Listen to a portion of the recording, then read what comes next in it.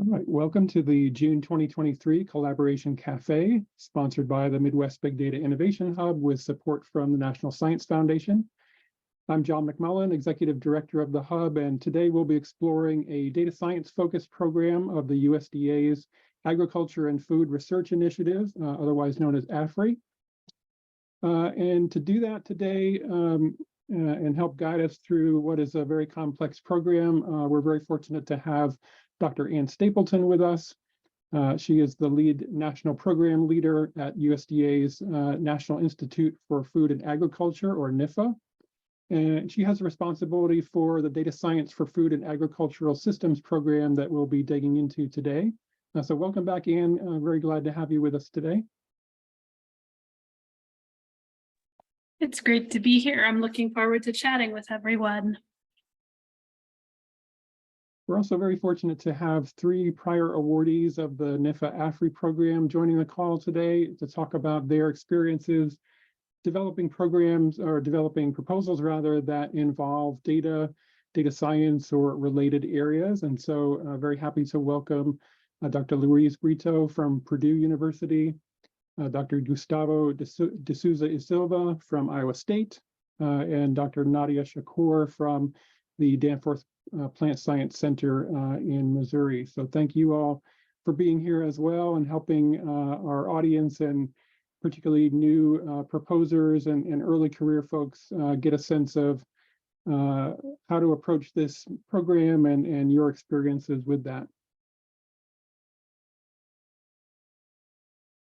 For those who are new to the Midwest Big Data Innovation Hub today, I'll just quickly mention who we are and what we do. So we're part of a national network of 4 regional data innovation hubs funded by NSF. We've been around for several years now and really focused on building communities and collaborations around data science, both within our individual regions, but we also collaborate nationally as well. And so if you're watching today from someplace outside our 12-state Midwest region, feel free to reach out to the hub within your geographic area. They do a lot of programs that may be of interest to you, and so keep that in mind.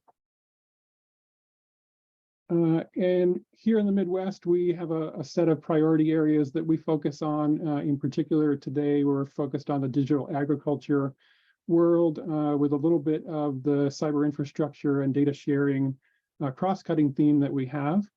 But we're a partnership with 6 universities in the Midwest, led from the University of Illinois, Urbana-Champaign, with a lot of other partners and collaborators across the Midwest as well.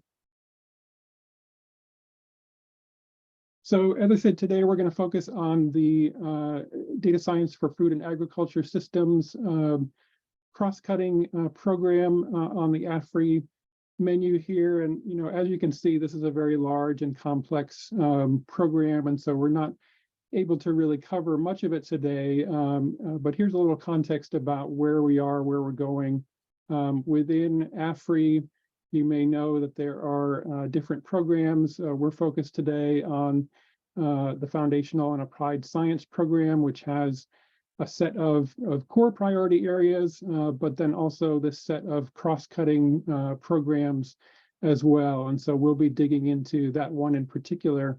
We'll go ahead and share that RFA in the chat in a moment here with you. But what we'll do over the next few minutes here is turn it over to our guest, Dr. Ann Stapleton from USDA, to tell us a little bit more about the context of NIFA and this program, and then I'll come back and get into some of the details of what the DSFAS program scope and eligibility and other details looks like before we get into some Q&A. So Ann, I'm going to turn it over to you at this point, and feel free to take it away whenever you're ready. Well, thank you. That's a great overview, putting this in context of the many other NIFA programs. So let's go on to the next slide to just talk a little bit about the bigger picture context about NIFA. We have headquarters and operations, and currently have about 350 employees, and our target is about 390. So we are still hiring. Next slide, please. And here I really wanted to talk about this because this does set the context for folks who are applying for grants. The NIFA priority is, like all executive branch agencies and offices, implementing the administration's priorities. So for example, the new USDA science and research strategy is now public. We have already changed and updated our RFAs to incorporate the USDA secretary's priorities, and we'll continue doing that, adding programs, updating programs to make sure that we are implementing the administration's priorities in using the funding that's allocated to us by Congress. So we think of ourselves as supporting our partners. We can't do this alone. We're the conduit for the money packaged into the programs in these priority areas. The stakeholders at universities, nonprofits, and businesses are our partners in this.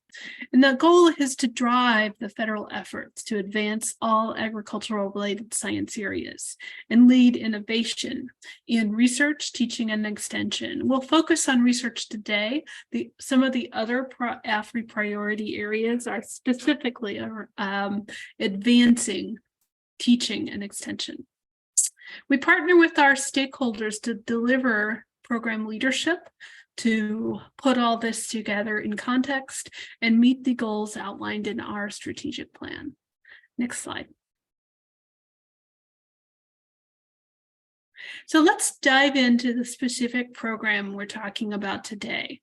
And it's called A1541, Cross-Cutting Data Science for Food and Agriculture. We have a purpose and priorities for these programs.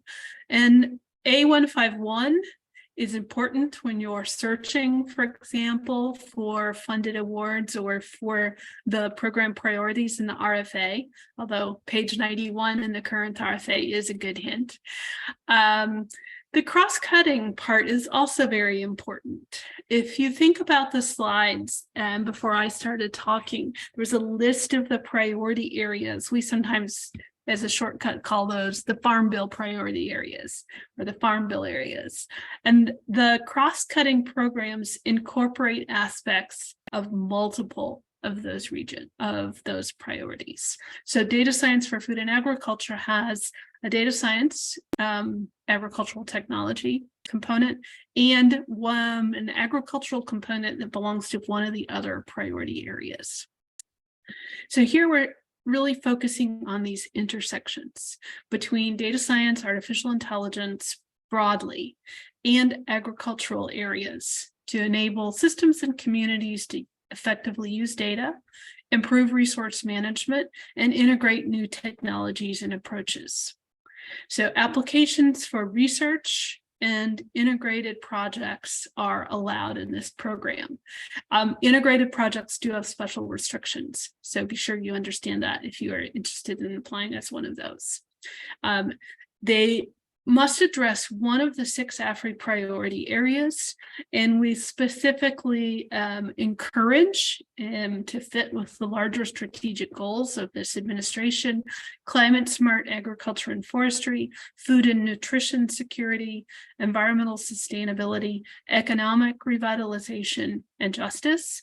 Projects that focus on the intersections between these areas are really especially welcome as well, that cross the USDA priority areas.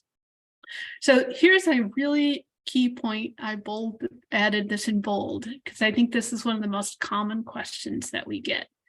The most competitive proposals in this program will be equally well-grounded in agricultural and food sciences or forestry and data science or AI. So competitive proposals will clearly communicate the relevance and the novelty, the new knowledge of the proposed research in both areas.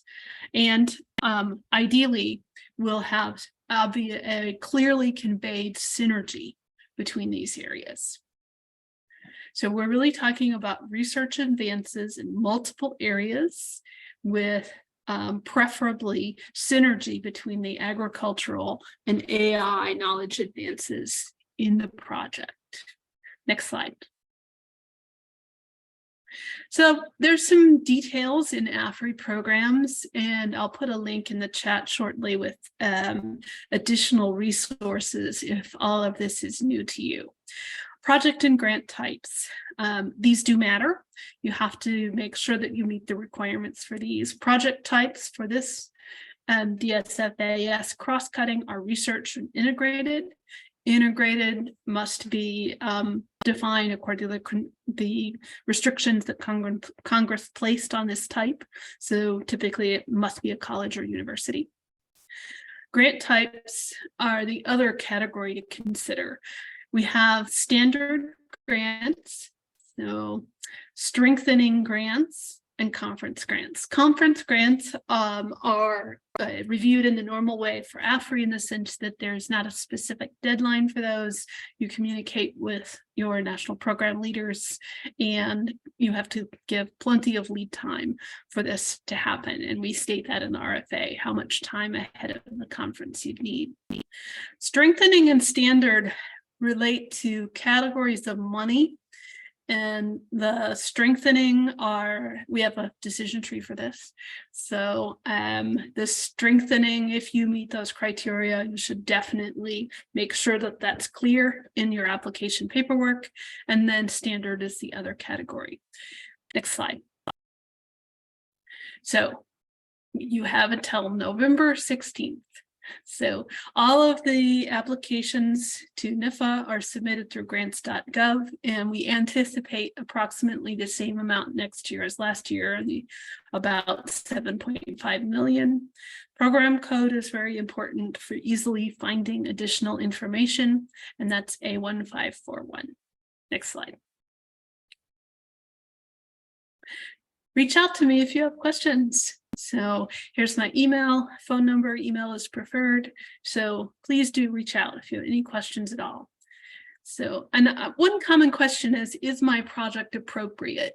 And I'd say there I can give you some general sort of things like I just said, but at NIFA, the peer reviewers are the ones who assess whether a proposal is a fit to the priority area. I can't actually say what the peer reviewers are going to think. So I'll probably, if you reach out to me to ask those kinds of questions, I'll have to be fairly general in my reply. So that's just another hint that you want to read the RFA really carefully and assess that yourself. If you're having trouble finding information, you're unsure how the parts of the process work, you have a special case, all of those things are great reasons to reach out to me as well. Next slide. There's special resources for new investigators, and I encourage folks to read those. They are still accurate, even though they're a little bit older now. So, and there is a Word document included with all of the many recordings at this site, so that Word document is searchable if you need to look for a specific topic that you're confused about. Next slide. In accordance with federal civil rights law and U.S. Department of Agricultural civil rights regulations and policies, the USDA, its agencies, offices, employees, and institutions participating in or administering USDA programs are prohibited from discriminating based on this list of potential discriminatory identities or statuses. Okay, this is true for any program or activity conducted by or funded by USDA. And remedies and complaint filing deadlines vary by program or incident, and this slide describes the ways that you would access those. Next slide. And here, I think I'll just take questions and be happy to talk about the program priority and the research focus areas. Great, thank you so much. And just for reference for the audience, we will be making these slides available after the call today. So don't worry about writing down the URLs that you see, things like that. We'll make sure that you have access to those. I did put some links into the chat with the program page for DSFAS along with the full RFA. We'll post those again in a moment here so that if you joined after that, you'll be able to see those as well. But are there any questions for Dr. Stapleton at this point before we get into the details of the program? We're a small group here today, so go ahead and unmute if you'd like to ask your question, but you're welcome to put that in the chat as well.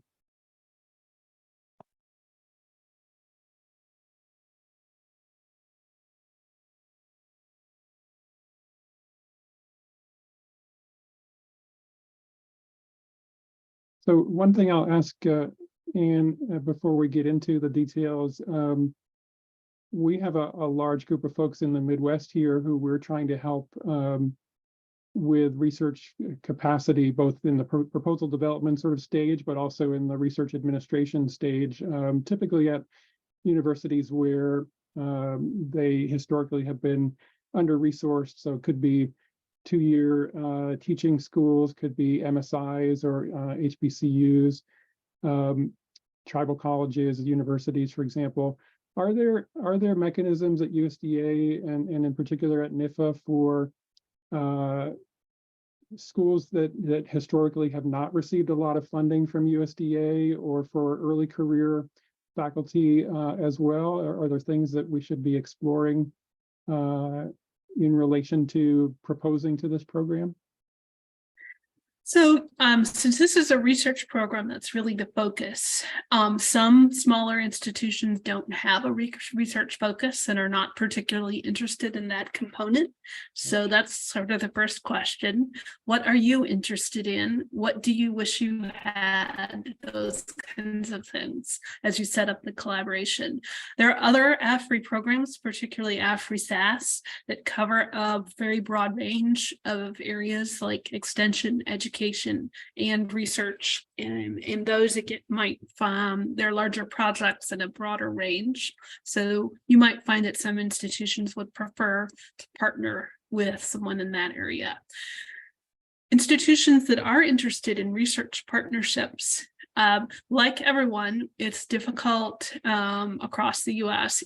Academic institutions have a hard time hiring folks to do research administration, and that's especially an issue at a smaller institution. For whatever reason, you're a small institution, you're a nonprofit, non-academic institution, you're a small college. If you are a small institution, retaining and hiring good folks in research administration who can help you submit grants and manage those grants after they're awarded can be really tough. If you lose one, it's really devastating if you have a small staff. So the impact of not being able to hire someone quickly, or having a lot of turnover, or having unfilled jobs is much greater in any small research administration office. So that's something to be aware of when you partner with these smaller institutions. They, by law, must have that capability themselves to meet federal audit standards. So, but give them time, be patient, and also think about ways that you might be able to partner as researchers around understanding what your research administration staff need, so that the researchers themselves can kind of keep an eye on how things are going and check in a way that's helpful. So just learning a little bit about research administration as a researcher is a great thing. It helps you understand where they're coming from and know what to ask about. And I'll put our technical resources, which is quite new, link in the chat now. So this is a link to a large number of webinars and materials specifically for a range of institutions who would like what's called technical assistance. So technical assistance is very widespread across the federal government.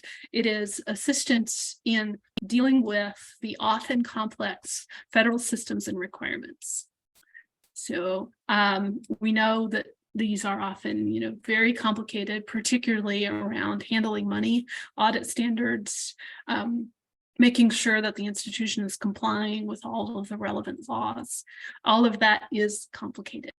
So this technical assistance workshop series is meant to introduce people to that and to make sure that they have a grasp of the sort of full range of the kinds of things they're going to need to be looking for.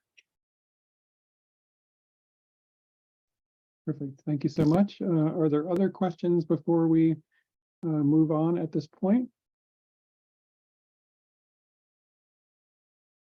And Anne, I see that you have some, I think, some backup slides here. Do you want to speak to any of those, or should we move through those? No, there's no need.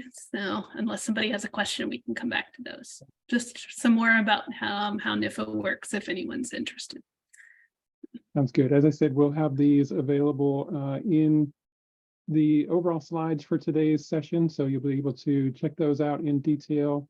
Lots of new things happening at USDA and in particular at NIFA the past few years, and so great to see new programs, new activities. You mentioned very early on today the growing workforce. That's good to see as well. So all right, let's get into some of the details of this program. As Anne said, the due date for this is mid-November, and so you have some time, but it is a complex program. And if you're thinking about partnering with other researchers or collaborators and putting together a comprehensive proposal with all the pieces that we'll talk about in a moment here, you're probably going to need that time, particularly if you're new to USDA. And so make sure that you're reading the RFA in full, maybe talking to your local sponsored project office about some of the mechanics of this, what you need to be doing at certain times. That's much more important if you have not satisfied some of those hurdles that Anne mentioned in terms of readiness to submit to federal programs. So just being aware of that timeline and the steps that you need to take is really important here. We won't be getting into a lot of those details today, but let's take a look at some of the details of the data science program in particular here. So as Anne said, we have some regular proposal, the regular proposal track. So that is a 3 to 5 year timeline for that kind of project with a $650,000 total budget. So that includes indirect costs.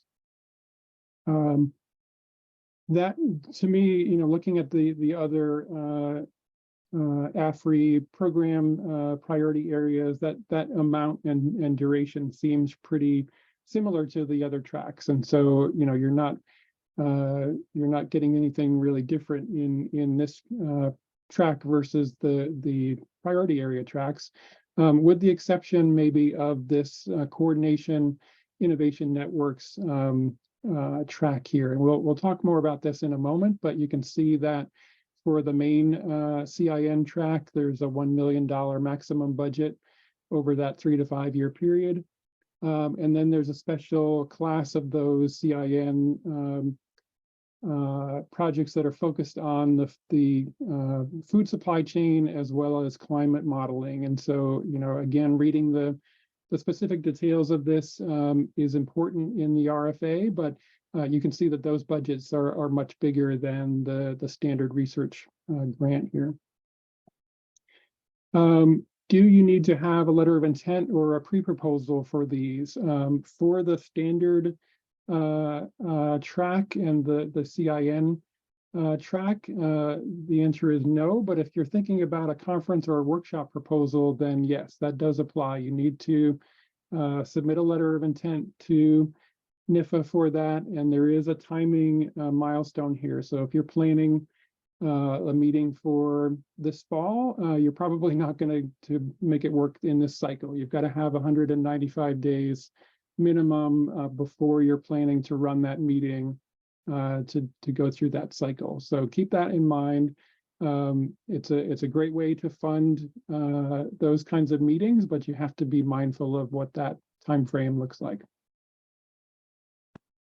All right, we have some eligibility details here. We won't get into those in a lot of detail, but this has a very broad applicability to not only universities and colleges, but other types of researchers and even individuals. And so again, really important to read the specific eligibility criteria, but there's a lot of flexibility, I think, here to for the PI, but also for collaborators on these projects.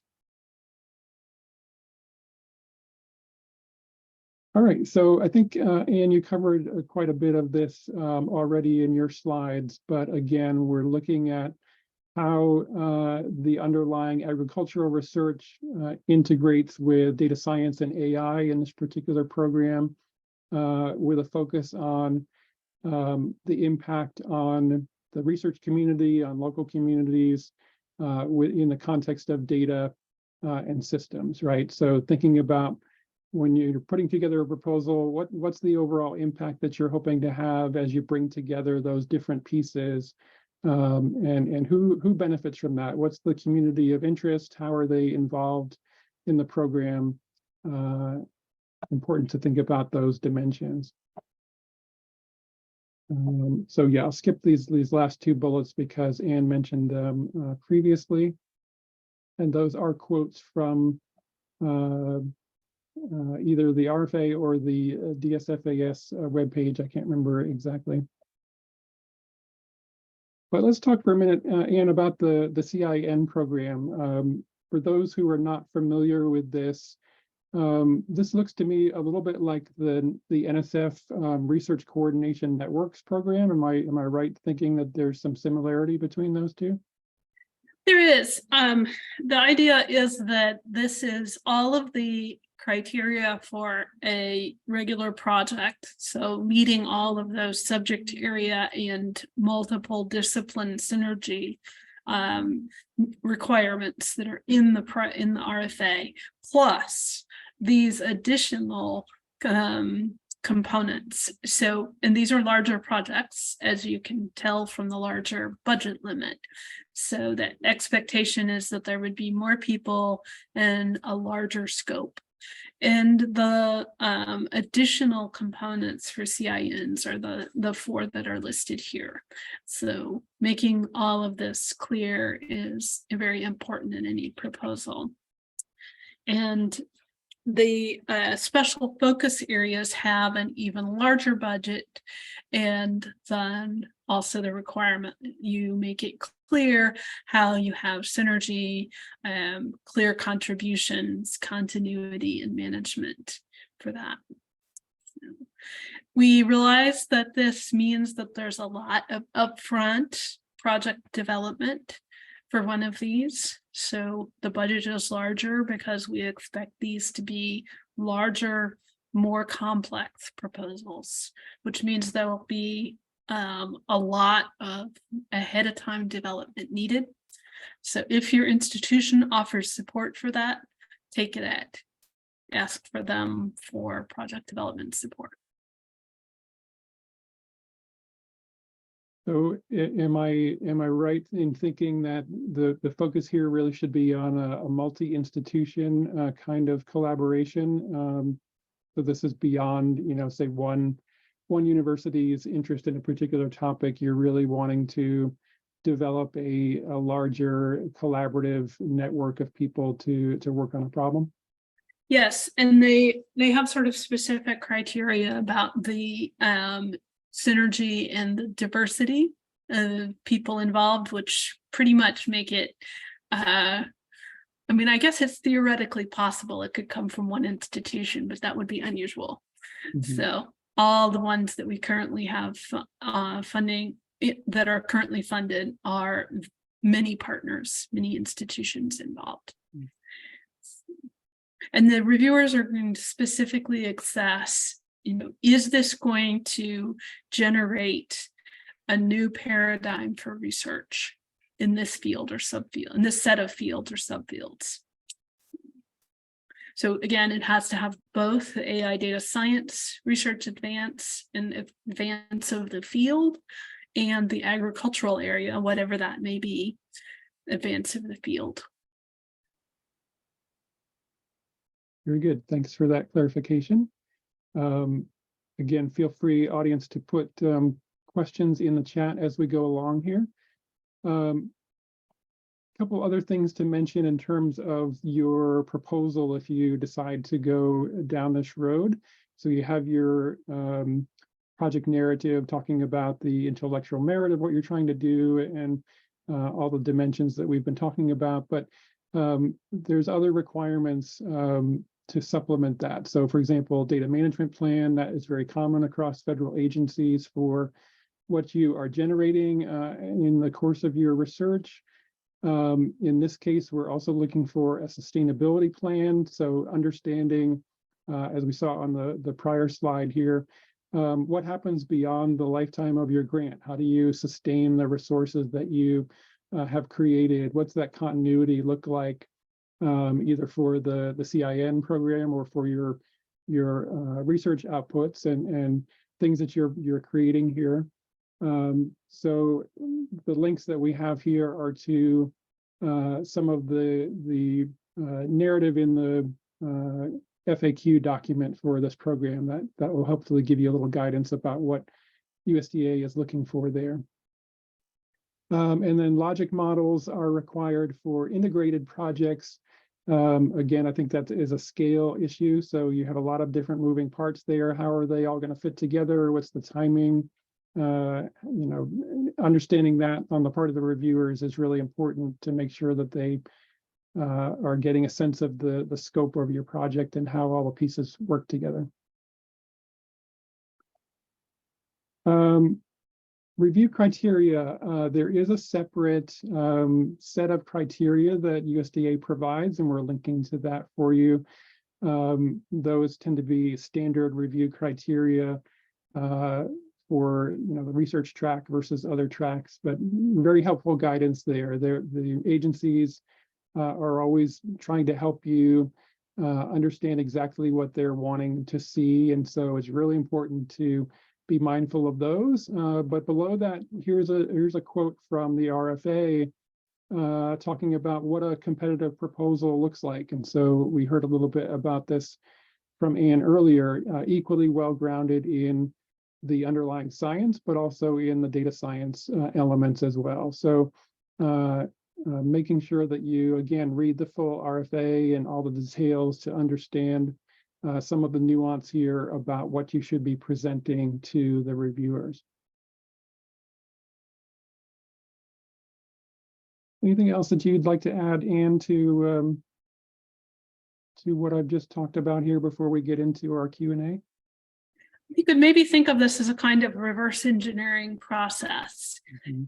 Reviewers are going to take the review criteria and the RFA priorities and compare those to your project and ask, how well does this project meet these criteria? So you want to engineer your proposal to make that assessment as easy as possible. So make sure that what you propose in the project and all of the components that you write about are crystal clear in terms of how they meet the program priorities in the RFA and all of the other criteria. Then my other general comment is that the RFA includes links to many other important pieces of information. So you'll probably need to follow up by clicking on those links in order to try to reduce the length of the RFA and to standardize the material across different programs. We've been doing the linking process now, but that means that you have to plan not just to read the RFA, but also to follow up and find the other information you need. Very good. So at this point, I want to make sure that we have time for Q&A and discussion, and particularly talking with our guests who proposed and been awarded in this program as well. So let's move on to that. Just quickly, though, I want to mention that this is a monthly webinar series that we have. And so coming up later this summer, we'll be looking at the NSF Includes program, which is focused on education and translating basic research into teaching practice. And then in August, we'll be looking at an NIH program around data science in the biomedical space. And so if you have folks in your network who you think might be interested in either of those topics, feel free to send this info along to them. And we hope to see some of you on future calls as well. So let's get into a little discussion here. I'm going to paste these questions into the chat so that we can stop sharing the screen and be able to see each other better in a moment here. But what we'll do is start with some discussion with our prior awardees and get a sense of their experience proposing into the AFRI program and what they might suggest to new proposers. And then hopefully we'll have some time to open things up to the larger audience here and talk about potential opportunities in the Midwest for ideas for this program.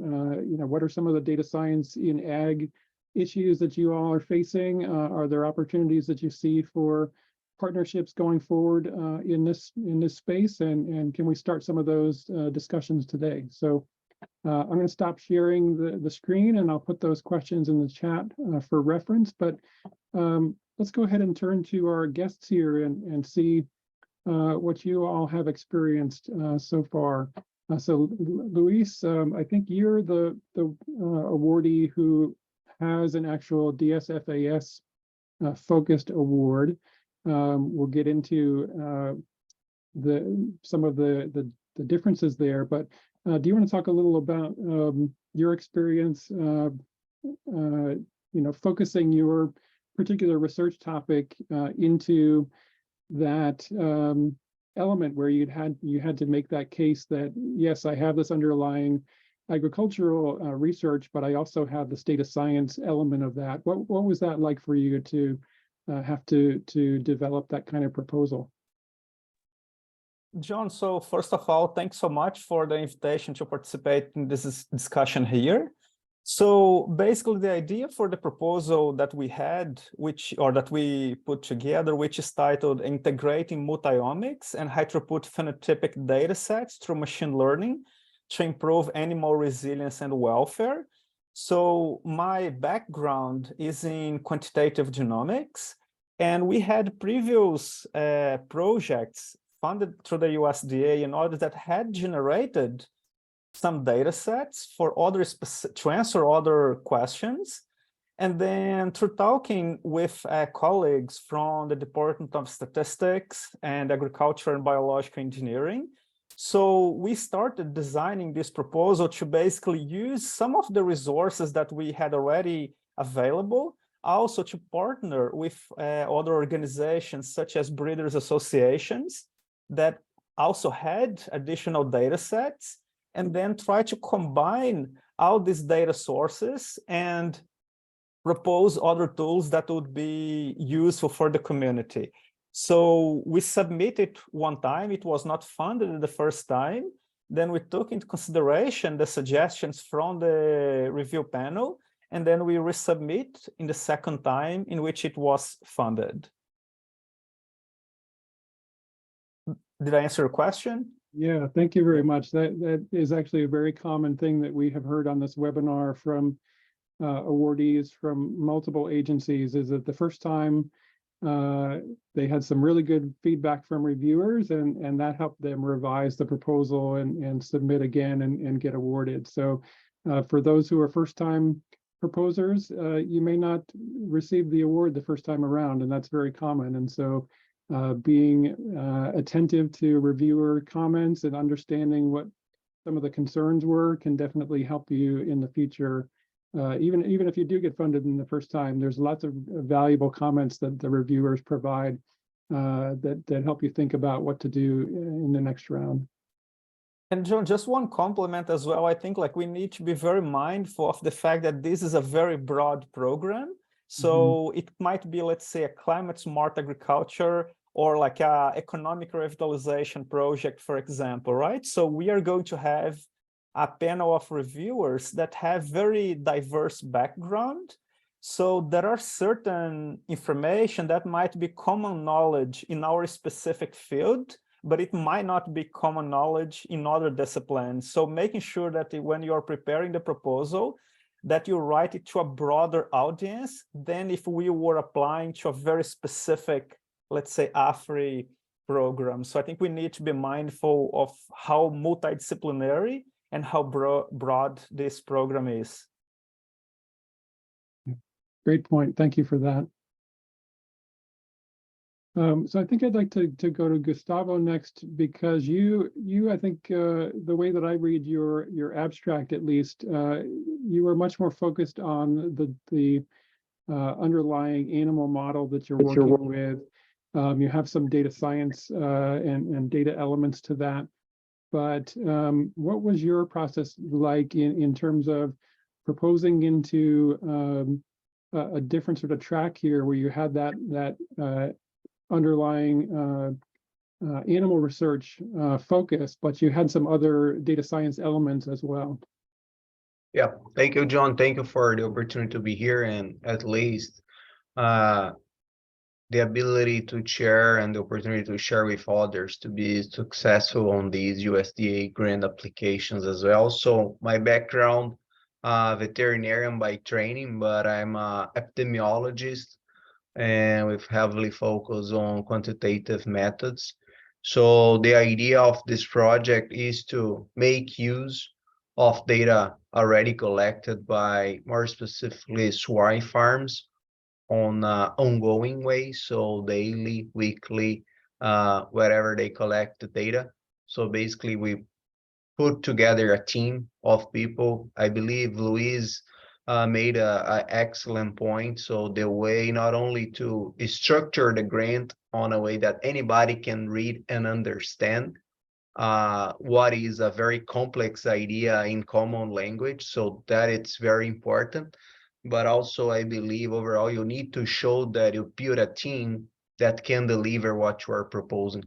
So in this case, we have multiple professors from different universities, one from computer science that, for example, built all the algorithms, the pipelines that will capture the data. We have a statistician helping our students developing the models, and then we have the component from the veterinary side that making sense on how we would utilize that data.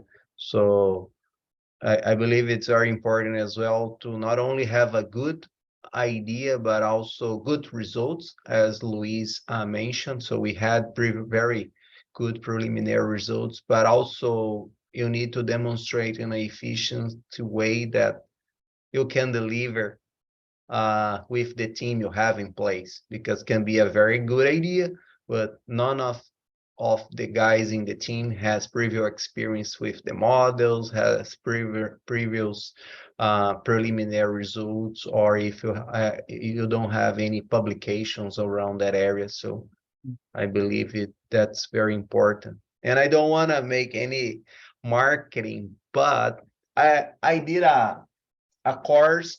So not sure if you guys know, but there's that grant writers seminars and workshops that they provide a lot of good material, and I have been using their training program, and I believe they put very well very good handbook that basically they guide you how to write a USDA NIFA proposal, and I encourage you guys to go to their website or take a look at their courses. Yeah, that's a great hint, Gustavo. Some of the agencies offer that kind of training, but also your local institution may provide some of that as well through the sponsored research office. And so, yeah, definitely something to take advantage of if you are new to writing proposals to federal agencies. And just to sort of wrap up that distinction there, do you have any thoughts about, say, someone who has a lab in animal sciences or plant sciences, has a body of research that they've been building there, and they want to go in this direction of incorporating some data science work into that field and helping to build out that part of the field. What's the decision look like for someone in that situation between choosing the core AFRI tracks and adding in that element to the proposal versus going to the DSFAS program and being a little more focused there? Is there some kind of threshold, or what's your thinking there? So that's the part about having the research advance in both fields. Right. So, for example, if I was talking to someone in an agricultural field, I might ask, how would your proposal, the folks in your proposal, plan to disseminate the AI results? What conference would this go to? What IEEE? Or if I was talking to the computer science folks, I might say, what agricultural publication and extension team would you be working with? So this idea that you're advancing knowledge in both areas is a requirement for the DSFAS cross-cutting. All of the cross-cutting programs have some combination like this. So they're all different, and there's this idea that that's what we mean by cross-cutting, advance in both. Very good. So maybe at this point, we'll switch gears a little bit and go to Nadia, because Nadia, you had a workshop proposal that was funded. And so that's a little different from, having a specific research project that you're working on. What was your thinking about using the NIFA mechanism to do that versus going to NSF or going to a different agency? What was your sort of premise in your proposal? Yeah, actually, before we jump into that, can I ask a question to Anne about Of course. proposal? And I noticed the word justice popped up in the thing. Is this and this is something that I've been thinking a lot about? Like, is that referring to more like environmental justice or like social justice, or is it kind of up to I haven't really seen that before in the USDA, or it hasn't caught my eye. Maybe it's because I'm now thinking about it, but could you talk more about that? So this started off with an administration focus on Justice 40, which is an allocation of money to underrepresented groups in climate, and there's a new executive order that just came out and has now been broadened to incorporate the idea of environmental justice more broadly in the investments that we make around administration priorities. So as a sort of shortcut, we just listed all of those priority areas. And then for this cross-cutting program in particular, we want people to consider some of those intersections. So if you're talking about economics, what other perspective can you bring in there around increasing the distribution of economic benefit to previously underserved populations? So it is now becoming, with this latest executive order, a broader and more comprehensive topic. So in retrospect, I'm really glad we put it in when we did. Yeah, awesome. No, thank you. Thanks. Yeah, so my experience with the workshop, so this was a while ago. So this was 2018 was when we had the workshop. And at the time I was involved in a big data project that kind of brought in multiple disciplines, plant science, engineering, computer science, all this stuff. And there was a lot of, and it was a funded project by the DOE, and it was, it had challenges and things. And at the time, all of the various agencies, including NIFA, NSF, everyone's building these big data kind of collaboration type grants and initiatives, I guess. And so we approached Steve Thompson at NIFA, one of the program directors, about holding a workshop, which turned into 2 back-to-back workshops, because we wanted to get everything under the sun, from plant science and machine learning, remote sensing, all of the stuff that was kind of starting pretty hard back then. and see, can we bring in folks from the various agencies, bring in the scientists, maybe some students as well, to kind of for everyone to understand what the global challenges are as the agencies are developing these new programs, what the scientists would like to see. I think like one of the outcomes was like, can we have a longer duration for the experiments, or can we do this, or, you know, is there a means to incentivize cross-discipline type work? So there was a lot of kind of outcomes and recommendations. That was the goal. And in terms of selfishly and internally, it was more to build the network, see how we can, you know, as a community potentially influence or kind of help guide kind of future programs in this space. So, and then there was a white paper that was part of the agreement and the back and forth. So my experience with Steve was it was a little bit of back and forth because it was such a broad workshop topics, and we wanted to bring in all the speakers and everything. We ended up getting 2 awards, one to myself and one to a colleague, and we just did a back-to-back workshop in DC to encompass all of it, and it worked really well. And that was at the suggestion of the program officer to split it up into 2. So I hope that. Yeah, very interesting. And like you said, that this was a little while ago, but that is helpful because now you've had some time to see what the impact is. You've had the white paper published, and you know, maybe you've done some collaborations based upon folks that you've met. So workshops can be a lot of work and not a whole lot of budget to do that. But what do you think was the sort of impact for your particular area, but other folks you may have talked to? What was the sort of takeaways from doing that exercise?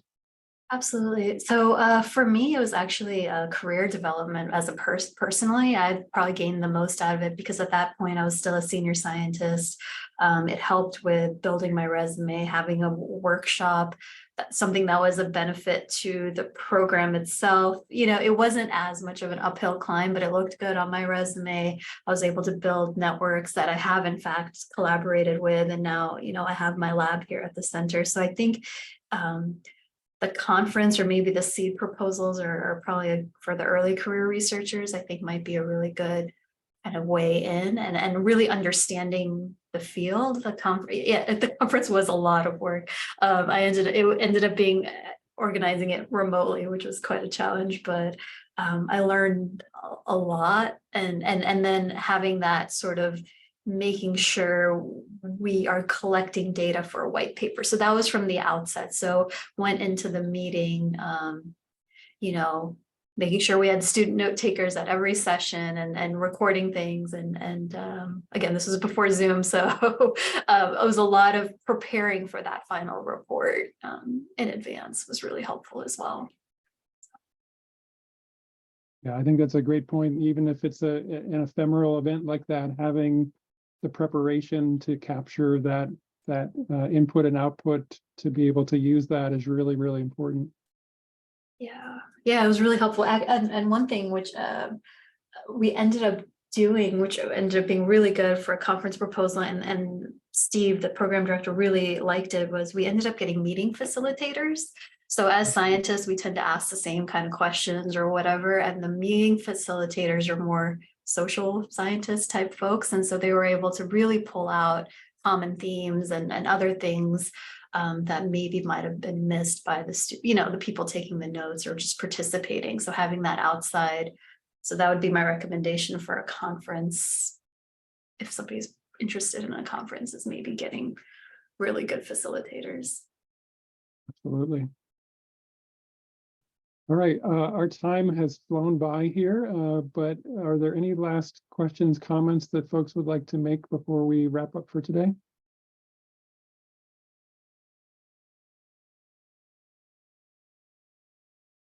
John, just one quick comment that I would make is on the importance of the data management plan for this specific program. So because this is data science focused, so for others, although it is also very important, I think this one has even like a greater opportunity for us to provide more details about our data management plan in addition to what's presented in the project narrative. So I think it is worth investing way more time for this specific program on that. That's a great point, and there is some guidance in the FAQ document about what the typical USDA data management plan looks like. But one thing that comes to mind as well, though, there is reference to other federal agency investments. So, for example, the investments that NSF has made in cyber infrastructure, encouraging proposers to take advantage of incorporating those resources into your project, leveraging those in the work that you do. This is not necessarily restricted to USDA. There's lots of other things that may benefit your proposal and your research that you can take advantage of as a part of that process. And I do encourage you to write to me if you think of questions later. I'm always happy to hear from you. It's been great to meet everyone. Well, thank you so much for coming back again, Anne, and thanks to Luiz, Nadia, and Gustavo as well. Thanks to our audience.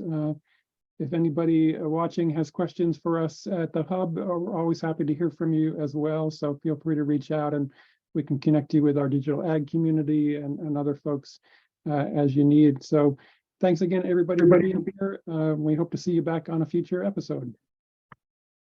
Thank you. Thank you.